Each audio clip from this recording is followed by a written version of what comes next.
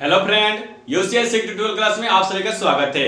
चलिए आज हम लोग बात करने वाले हैं क्लास 7 का प्रश्नावली 4.4 में। आज हम लोग जानेंगे आंकड़ों का प्रबंधन और उससे रिलेटेड यानी जो हम लोग आज इस चैप्टर में यानी प्रश्नावली 4.4 में प्रायिकता के बारे में पढ़ने वाले हैं। इसके पहले वाले वीडियो में यानी पहले वाले क्लास में हम लोगों ने बहुलक के बारे में, माध्य के बारे में और परिसर के बारे में हम लोगों ने पढ़ा है, उसको अच्छी तरह से समझा है।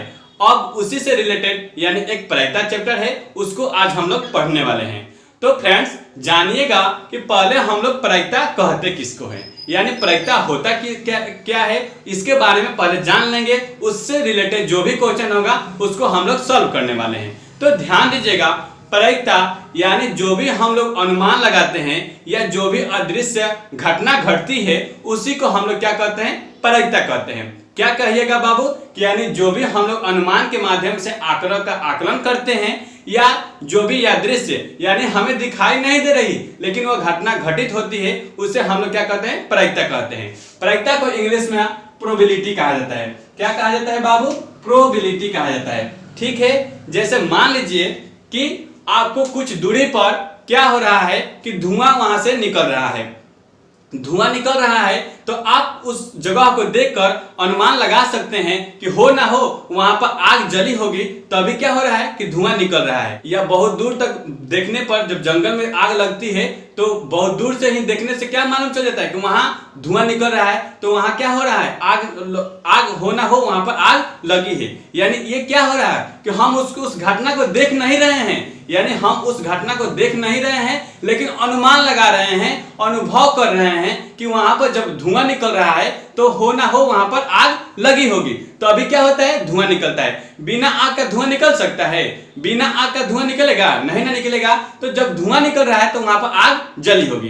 क्लियर? तो इसी को हम लोग क्या कहते हैं, प्रोबेबिलिटी कहते हैं। यानी हम लोग दिखाई नहीं दे रहा है कि वो घटना घट रहा है कि नहीं घट रहा है, लेकिन हम लोग क्या करते हैं, अनुमान के आधार पर उसको मान लेते हैं। क्या करते हैं बाबू? अनुमान, यानी उसको अनुमान लगाते हैं, अनुभव करते हैं और इस घटना को मान लेते हैं। उसी को हम लोग प्रोबेबिलिटी कहते हैं। क्लियर?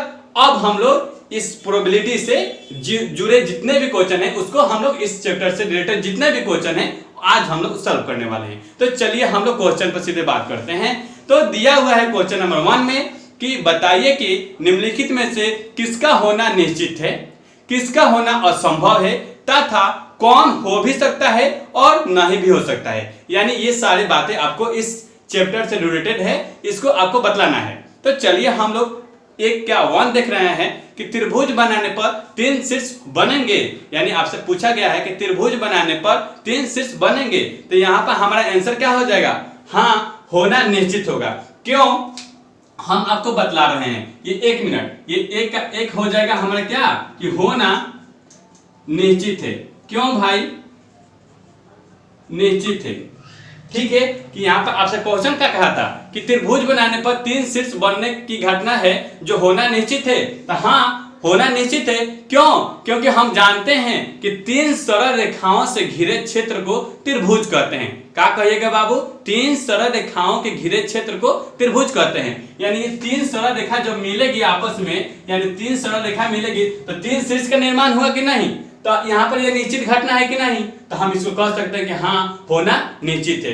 क्यों? क्योंकि त्रिभुज का निर्माण 3 सरल रेखाओं से घिरे क्षेत्र से होता है और इसमें 3 ठो शीर्ष होते हैं। देख रहे हैं ना, एक यहाँ पर है और एक यहाँ पर है, एक यहाँ पर है। 3 शीर्ष है ना, तो यहाँ पर यहाँ हमारा क्या हो जाएगा? हाँ, होना निश्चित है। क्लियर? अब हम लोग आगे बात करते हैं। तो दिया हुआ है कि एक सिक्के को उछालने पर पट आएगा। यानी जब हम लोग एक सिक्का उछाल रहे हैं तो ये क्या है? पट आएगा। आपसे पूछा है कि पट आएगा, तो इसको हम लोग क्या कह सकते हैं? हो भी सकता है, नहीं भी हो सकता है। क्यों? क्योंकि जब हम उछालेंगे तो ये हो ना हो पट ही आएगा। ये निश्चित घटना नहीं है, पट भी आ सकता है और चिट भी आ सकता है। ठीक है, तो यहाँ पर क्या होगा आपका आंसर? यहाँ पर क्या लिखेंगे? हो भी सकता है, हो भी सकता है और नहीं भी हो सकता है, नहीं भी हो सकता है। ठीक है, इसको नोट करते जाइए, इसको बिल्कुल नोट करते जाइए हमारे साथ। पेन कॉपी लेकर बैठ जाइए और हमारे साथ नोट करते जाइए। चलिए अब हम लोग आगे बात करने वाले हैं। दिया हुआ है कि एक सिक्के को उछालने पर चित एवं पट दोनों आएगा, यानी जब हम एक सिक्का को उछालेंगे तो चित और पट यानी हेड और टेल दोनों की बात कर रहा है। तो हेड और टेल दोनों कैसे आएगा? दोनों एक साथ आ ही नहीं सकता। क्यों? क्योंकि हम जानते हैं कि एक सिक्के में दो फलक होते हैं। क्या होते हैं बाबू? दो फलक होते हैं। तो या तो कभी चित आएगा या तो कभी पट आएगा, या कभी हेड आएगा या कभी टेल आएगा, दोनों एक साथ नहीं हो सकता। तो इसको भी हम लोग क्या कह सकते हैं? होना असंभव है। क्या है बाबू? होना असंभव, ये हो नहीं सकता। यानी 3 नंबर भी हमारा आंसर क्या हो जाएगा कि होना असंभव है। असंभव है, ठीक है। इसको भी हम लोग क्या लिख सकते हैं कि होना असंभव है। ये संभव घटना नहीं है कि दोनों हम लोग एक ही साथ उसको मंगा सकते हैं, ठीक है। अब हम लोग आगे बात करते हैं क्वेश्चन नंबर 1 के 4 पर। तो दिया हुआ है कि एक पासे को फेंकने पर 7 आएगा, यानी आपसे कहा गया है कि जब हम लोग एक पासे को फेंक रहे हैं, पासा, अब थोड़ा जान लेते हैं कि पासा होता है क्या है बाबू। आप लोग ने भी पासा को देखा होगा, शायद उसको आपने कभी उसको पासे के नाम से नहीं जाना होगा। तो हम आपको बतला देते हैं कि जो लीडो छक्का होता है, जो हम लोग लीडो छक्का खेलते हैं, लीडो, उसको हम लोग पासा बोलते हैं। यानी जो ये लीडो छक्का की ये वाला शेप होता है, ये वाला जो आकृति होती है, उसी को हम लोग क्या कहते हैं बाबू? पासा कहते हैं। क्या कहते हैं बाबू? ये पासा होता है। इस पर क्या होता है कि 1 से लेकर 6 तक की संख्या अंकित रहती है। अंकित रहती है ना? अंकित रहती है ना? तो जो ये जो शेप होता है, जो आकृति होती है, यही तो हम लोग पासा कहते हैं। इसी को हम लोग क्या कहते हैं बाबू? पासा कहते हैं, ठीक है। अब आपको क्लियर हो गया ना कि पासा किसे कहते हैं? जो हम लोग लीडो छक्का खेलते हैं, वो जो शेप यानी जो क्या होता है, बड़ की आकृति की होती है, जिस पर 1 से लेकर 6 तक बिंदु अंकित रहता है, उसी को हम लोग क्या कहते हैं? पासा कहते हैं। क्या कहिएगा? पासा कहते हैं, ठीक है। तो आपसे कह रहा है कि एक पासे को फेंकने पर 7 आएगा। 7 कहां से आएगा बाबू? 7 कहां से होगा बाबू? ये तो असंभव है, क्योंकि हम जानते हैं कि एक पासे पर 1 से लेकर 6 तक ही बिंदु अंकित रहती है। यानी उसके 6 फलक पर क्या होती है? 1 से लेकर 6 तक ही संख्या रहती है। तो 7 कहां से आएगा? इसको भी हम लोग क्या कह सकते हैं कि होना असंभव है। ये क्या हो जाएगा बाबू?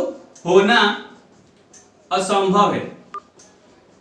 असंभव है, ठीक है। यानी यहां पर भी हम लोग 4 नंबर में विकास कर सकते हैं, यानी होना असंभव है। ये संभव नहीं है। क्यों? क्योंकि यहां पर 7 कहा है, 7 कहा है, भले 6 कहा रहता तो ये संभव होता है, क्योंकि 6 तक ही संख्या उस पर क्या रहती है? अंकित रहती है। क्लियर? अब बात कर लेते हैं 5 नंबर पर। तो दिया हुआ है कि कल बादल घिरे होंगे, यानी आपसे कहा है कि कल बादल घिरे होंगे। तो ये क्या हो सकता है? हो भी सकता है, नहीं भी हो सकता है। क्यों? क्योंकि जरूरी नहीं कि कल बादल घिरे रहेंगे। कल अच्छा भी दिन हो सकता है, खराब भी दिन हो सकता है। तो इसको हम लोग क्या अनुमान लगाएंगे कि हो भी सकता है और नहीं भी हो सकता है, ठीक है। तो यहां पर आप नोट कर लीजिएगा कि हो भी सकता है, हो भी सकता है और नहीं भी हो सकता है, ठीक है। नहीं भी हो सकता है, इसको नोट कर लीजिएगा। और हम लोग आगे बढ़ने वाले हैं। और दिया हुआ है कि यह मैच भारत जीतेगा, यानी 6 नंबर, यानी 1 की 6 की बात करते हैं क्वेश्चन नंबर। तो दिया हुआ है कि यह मैच भारत जीतेगा, यानी ये अनुमान लगाना है कि यह मैच भारत जीतेगा। तो इसको हम लोग क्या कह सकते हैं? हाँ, जीत भी सकता है और नहीं भी जीत सकता है। तो इसको क्या कह सकते हैं? यानी 6 नंबर में क्या कहिएगा कि हो भी सकता है, यानी मैच जीत भी सकता है और नहीं भी जीत सकता है। यानी हो भी सकता है, हो भी सकता है और नहीं भी हो सकता है, ठीक है। नहीं भी हो सकता है, क्योंकि जरूरी नहीं, ध्यान दीजिएगा दोस्त, क्योंकि जरूरी नहीं कि ये भारत ही मैच जीते, दूसरा विपक्षी टीम भी क्या कर सकता है? उस मैच को जीत सकता है। हम इसको डायरेक्टली यानी निश्चित रूप से नहीं कह सकते हैं कि ये मैच भारत जीतेगा। तो यहाँ पर भी आपका आंसर क्या होना चाहिए कि हो भी सकता है और नहीं भी हो सकता है। क्लियर? इस तरह हम लोगों ने क्वेश्चन नंबर 1 को कंप्लीट किया। अब हम लोग अगले क्वेश्चन यानी क्वेश्चन नंबर 2 को पढ़ने वाले हैं नेक्स्ट स्लाइड में। अब क्वेश्चन नंबर 2 की बात कर लेते हैं।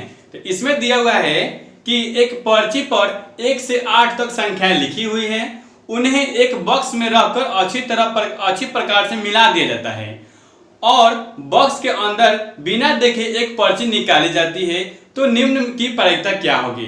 यानी क्या किया गया है कि मान लीजिए कि ये आपका एक बॉक्स है। क्या है बाबू, ये आपका एक बॉक्स है जो इसमें क्या किया गया है, इसमें क्या किया गया है, यानी इसमें 1 से लेकर 8 तक, यानी 1 से लेकर 8 तक आपको पर्ची बनाया गया है, पर्ची बनाया गया है और उस पर्ची को इसमें डाल दिया गया है। यानी ये मान लीजिए ये पर्ची बन गया आपका, ये मान लीजिए आपका ये पर्ची बन गया। ध्यान दीजिएगा बाबू, एकदम बिल्कुल सरल रूप से समझने वाले हैं कि प्रायिकता होता क्या है, इसको हम लोग किस तरह बनाते हैं। ठीक है, ये मान लीजिए कि ये कागज का आपने पर्ची बना लिया और इस पर्ची को नोट कर लिया, यानी कागज पर नोट कर लिया 1 से लेकर 8 तक। उसको क्या करना है कि इसको हम उठाएं और इस डिब्बा में रख दिए, इस बॉक्स में रख दिए। रखने के बाद से क्या करना है, उसको मिला देना है, क्योंकि मालूम ना चले कि कोई पर्ची पर कौन सा अंक लिखा हुआ है। इतना काम आपको कर लेना है। उसके बाद से आपसे कह क्या रहा है, क्वेश्चन देखिएगा, कह क्या रहा है कि संख्या 5, यानी क्वेश्चन नंबर 1 देखिएगा, 2 का 1 देखिएगा, कह क्या रहा है कि संख्या 5 प्राप्त करने की प्रायिकता, यानी संख्या 5 प्राप्त करने की संख्या 5 प्राप्त करने की प्रायिकता क्या होगी। तो यहाँ पर हमारा क्वेश्चन नंबर 2 का 1 का आंसर क्या हो जाएगा, संख्या 5 कह रहा है। तो इसमें से कौन सी संख्या, यानी एक ही ना हम पर्ची निकालना है, तो जब हम एक पर्ची निकालेंगे और 5 प्रायिकता कह रहा है तो यहाँ पर हमारा क्या हो जाएगा 1/8। 1/8 क्यों, 1/8 क्यों, क्योंकि यहाँ पर देख रहे हैं कि टोटल अंकों की संख्या कितना है, 8 है, तो 8 हो गया। और यहाँ से हम बॉक्स में से एक ही ना पर्ची निकाले हैं, तो एक ही पर्ची, यानी एक ही पर्ची का मतलब क्या है, वो 5 आने की प्रायिकता है। यहाँ पर आप इसको इस तरह समझने के लिए डिनोट कर सकते हैं, यानी यहाँ पर आप क्या कर सकते हैं, इस समझने के लिए देख सकते हैं कि जब हम लोग इसको हम देखते हैं, यानी एक आपको आया कैसे, इसको जानने के लिए हम समझा रहे हैं कि यानी 5 आने वाली प्रायिकता। ठीक है, यहां पर लिख सकते हैं टोटल सभी सम प्रायिकता, यानी टोटल संख्या कितना होता है उसको हम लोग नीचे लिखते हैं। और जो हमारा संख्या आ रहा है, यानी इस डिब्बा में से हम एक ही पर्ची को निकालेंगे, वो चाहे जो भी उस पर अंकन किया हो। तो मान लीजिए कि यहाँ पर 1 यानी 5 आने के प्रायिकता, यानी 5 मतलब क्या, एक पर्ची निकालें तो यहाँ पर हमारा आंसर क्या हो जाएगा 1/5, सॉरी 1/8, क्योंकि टोटल संख्या कितना है 8 है। और यहाँ पर देख रहे हैं कि हमारा 5 आने की संख्या पूछ रहा है, तो हमारा क्या हो जाएगा 5, यानी 5 देने की संख्या का मतलब क्या है, यानी 5 देने की संख्या का मतलब क्या है कि जो हम कागज से वो निकाले हुए हैं, पर्ची निकाले हुए हैं, तो उस पर होना हो 5 लिखा होगा। तो जब यहाँ पर हम लोग उस कागज की पर्ची को एक ही ना संख्या होगा, उस कागज निकाले हुए पर्ची की संख्या एक ही ना होगा, तो यहाँ पर हमारा आंसर क्या हो जाएगा 1/8 हो जाएगा। क्लियर। अब हम लोग बात कर लेते हैं अगले क्वेश्चन पर। तो दिया हुआ है कि एक अंक की एक संख्या प्राप्त करना, यानी एक अंक की एक संख्या प्राप्त करना। तो यहाँ पर हम लोग क्या करेंगे, एक अंक की एक संख्या प्राप्त करने के लिए क्या करिएगा कि यहाँ पर हम लोग देखिएंगे कि हम लोग पहले देखेंगे कि हम लोग एक अंक की संख्या कैसे प्राप्त होगी। तो हम लोग देख रहे हैं कि यहाँ पर हमारा क्या है जी 8, टोटल संख्या कितना है 8 तो है, कितना है बाबू 8 तो है। तो जब हम लोग यहाँ पर हमसे एक अंक से पूछा गया है, तो जब हम 8 यहाँ पर मंगा लेंगे, यानी 5 यानी 8 आने के प्रायिकता यहाँ पर कर लेंगे, और हमारा टोटल संख्या कितना है जी 8 ही है। और जब हम इसको काट देंगे तो हमारा 1 आ जाएगा कि नहीं, 1 आ जाएगा कि नहीं, 1 आ जाएगा ना, 1 आ जाएगा ना। यानी 1 आने की संख्या पूछे तो हम लोग क्या करेंगे, यानी अगर हम दूसरा संख्या निकालते हैं, दूसरा यदि से प्रायिकता लेते हैं, तो हमारा क्या होगा 1 नहीं आएगा, वो हमारा क्या हो जाएगा भिन्न के रूप में प्राप्त हो जाएगा। लेकिन हमसे कह क्या रहा है कि एक अंक आने की प्रायिकता। तो एक अंक कब संभव होगा, जब हम टोटल, यानी टोटल प्रायिकता तो यहाँ पर उतरेगा ही, लेकिन हम क्या करेंगे उस टोटल संख्या यानी देखेंगे कि इसमें कौन हमारा कटने वाला है, कौन इसके बराबर है, जिससे हमारा एक अंक प्राप्त हो। तो यहाँ पर 8 ले लिए हम टोटल संख्या, और यहाँ पर टोटल संख्या ले लिए हैं 8, तो काटेंगे तो हमारा 1 प्राप्त हो जाएगा। क्लियर। अब हम लोग बात करेंगे अपने अगले क्वेश्चन पर। दिया हुआ है कि 5 से छोटी एक संख्या प्राप्त करना, यानी 5 से छोटी एक संख्या प्राप्त करना है। कह क्या रहा है बाबू 5 से छोटी एक संख्या प्राप्त करना है। 5 से यानी 5 से आपको छोटी संख्या प्राप्त करना है। तो कितना छोटी संख्या प्राप्त हो गई 1 2 3 4, यानी यहाँ पर ये हमारा 2 नंबर था, अब यहाँ पर ध्यान दीजिएगा ये हमारा 3 नंबर है। 3 नंबर है, 3 का आंसर बनाने जा रहे हैं। तो देख रहे हैं कि 5 से छोटे हमारा क्या है जी, 4 है, 3 है, 2 है, 1 है, यानी संख्या कितना हो गए 1 2 3 4, यानी यहाँ पर क्या लिख देंगे 4 लिख देंगे। और टोटल संख्या कितना है हमारा, टोटल संख्या कितना है बाबू, कितना है दोस्त, 8 है, तो यहाँ पर 8 लिख दिए। इसको काटेंगे तो हमारा क्या हो जाएगा, यहाँ पर हमारा 1/2 हमारा आंसर के रूप में प्राप्त हो जाएगा। ठीक है, आपसे कह रहा है जिस तरह कह रहा है उस तरह करना है आपको। चलिए अब हम लोग आगे बढ़ते हैं। दिया हुआ है कि 5 से बड़ी एक संख्या प्राप्त करना है, यानी 5 से अब बड़ी कह रहा है, पहले छोटी कह रहा था अब 5 से बड़ी कह रहा है। तो यहाँ पर हम लोग जब देखने जाएंगे 5 से बड़ी, तो 5 से बड़ी हमारा कितना संख्या मिला, एक संख्या, दो संख्या, तीन संख्या। यहाँ पर हमारा कितना संख्या मिला, तो 3 संख्या मिला। और टोटल संख्या कितना है जी, 8 है, तो 3/8 हमारा क्या हो जाएगा, इस तरह हमारा आंसर के रूप में प्राप्त हो जाएगा। यानी आपसे 5 से बड़ी कहा है, तो 5 से बड़ी क्या है, 6 है, 7 है, 8 है, 8 है ना, यानी संख्या कितना हो गया 1 2 3, तो 3 लिख दिए। और टोटल संख्या कितना है 8 है, तो हमारा क्या हो गया, आंसर क्या हो गया 3/8 हो गया। ठीक है, अगर इसी तरह आपसे पूछ देता कि 2 से बड़ी, तो 2 से जब बड़ी कहता, यानी 2 से बड़ी कहता तो 1 2 3 4 5 6, तो यहाँ पर 6 हो जाता। और 6/8 कर लेते हैं कि टोटल सब प्रायिकता कितना है हमारा 8 है। और 2 से बड़ी कहा है, तो 2 से बड़ी जितना संख्या होगा उतना संख्या को हम लोग नोट कर लेंगे। ठीक है, इस तरह आपको हम आई होप आशा करता हूं कि आपको कोई भी इसमें डाउट नहीं होता होगा। चलिए अब हम लोग क्वेश्चन नंबर 3 की बात करेंगे। तो दिया हुआ है कि रानी और रीला में पहले गाना गाएगी, इसका निर्णय करने के लिए एक सिक्का उछाला जाता है। रीला के पहले गाने की प्रायिकता क्या होगी, यानी रीला के पहले गाने की प्रायिकता क्या होगी, इसको आपको बतलाना है। तो जब हम लोग सिक्का की बात आ गई, तो सिक्का की बात आ गई तो हम लोग क्या करेंगे दोस्त, जब जानते हैं हम कि सिक्के में कितने फलक होते हैं, 2 फलक होते हैं, यानी इसको हम लोग यहाँ पर 3 नंबर की बात करते हैं। तो सिक्का हो गया ये हमारा, तो इस सिक्का में फलक कितने होते हैं, 2 होते हैं, यानी एक ऊपर होता है, एक हमारा ऊपर हेड होता है, और इसके नीचे वाले भाग को हम लोग टेल कहते हैं। ठीक है, टेल कहते हैं। तो ये प्रायिकता है, इसको आपको समझना है। इसमें क्या किया गया है कि 2 लड़कियों के बीच में टॉस किया गया है, तो इसमें शीला के गाने आने की प्रायिकता क्या होगी, यानी शीला के गाने आने की प्रायिकता क्या होगी, तो इसमें क्या होगा, कभी हेड हो जाएगा, यानी हेड ना होगा। तो जब हेड होगा तो एक बार हेड आया है ना, एक ही बार ना हेड आया है, टोटल पर यानी फलक कितना हो गया, सिक्के में फलक कितना होता है, 2 होता है, तो यहाँ पर क्या हो जाएगा, 2 हो जाएगा, 2 हो जाएगा।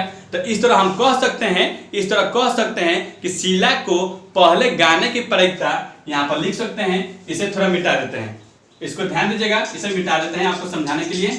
चलिए, यानी यहाँ पर हम लोग लिख सकते हैं कि शीला को पहले गाने की प्रायिकता